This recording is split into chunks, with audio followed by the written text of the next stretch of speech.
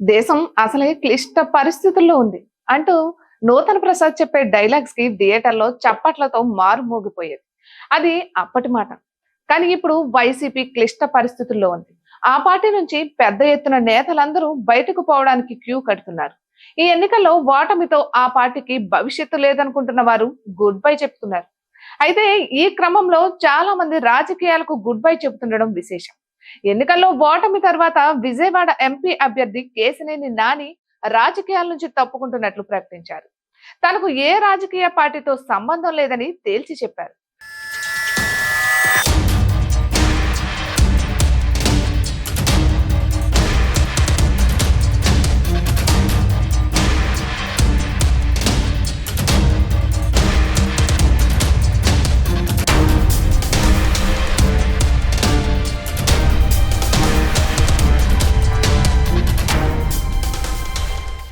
అదే విధంగా స్నేహితుడు అని కూడా చూడకుండా సినీ ఇండస్ట్రీలో తన ఉనికిని కాపాడుకోవడానికి మెగా ఫ్యామిలీ పంచన చేరిన ఆలీ సైతం కృతజ్ఞత మరిచి మరీ పవన్ కళ్యాణ్ ను విమర్శించాడు. అయితే ఆలీ కూడా రాజకీయాల నుంచి తప్పుకున్నట్లు ప్రకటించారు. తనకు ఏ రాజకీయ పార్టీతో సంబంధం లేదని వెల్లడించారు. ఇక ప్రత్యేక వీడియో ఒకటి విడుదల చేశారు. ఆయన గత 5 ఏళ్లుగా వైసీపీ వేదికలను పంచుకున్నారు.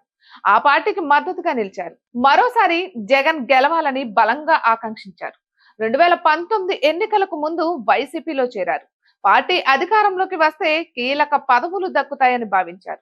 కానీ చివరకు ఎలక్ట్రానిక్ మీడియా సలహాదారు పదవితో సర్దుకోవాల్సి వచ్చింది. 2024 ఎన్నికల్లో సైతం వైసీపీ తరపున ఆయన పోటీ చేస్తారని ప్రచారం జరిగింది. కానీ ఈ ఎన్నికల్లో కూడా ఆయన పోటీ చేయలేదు. వైసీపీకి మద్దతుగా ప్రచారమూ చేయలేదు. వైసీపీ ఓడిపోవడంతో తనకు ఏ రాజకీయ పార్టీతో సంబంధం లేదని చెప్పుకొచ్చారు.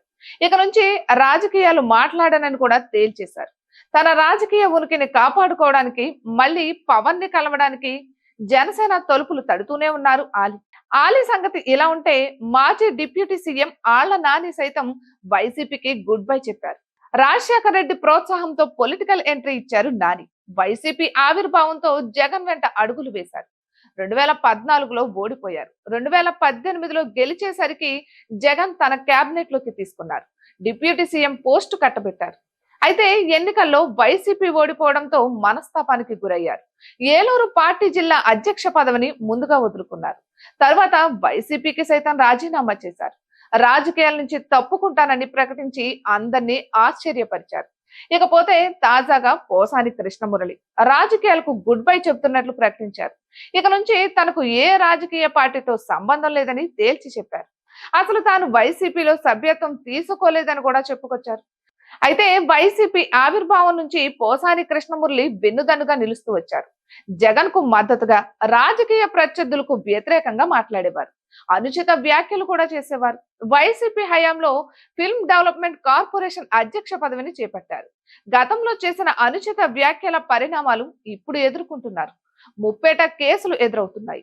ఈ తరుణంలో ఆయన రాజకీయాల నుంచి తప్పుకున్నట్లు ప్రకటించారు. మొత్తానికైతే రాజకీయ నిష్క్రమణ ప్రకటనలు భారీగా వెలువడుతుండడం విశేషం.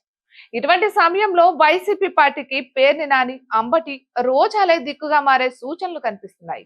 లేదంటే వాళ్ళు కూడా కేసులకు భయపడేటట్లయితే వైసీపీ పార్టీ మనుగడే కష్టంగా కనబడుతోంది అని రాజకీయ విశ్లేషకుల మాట.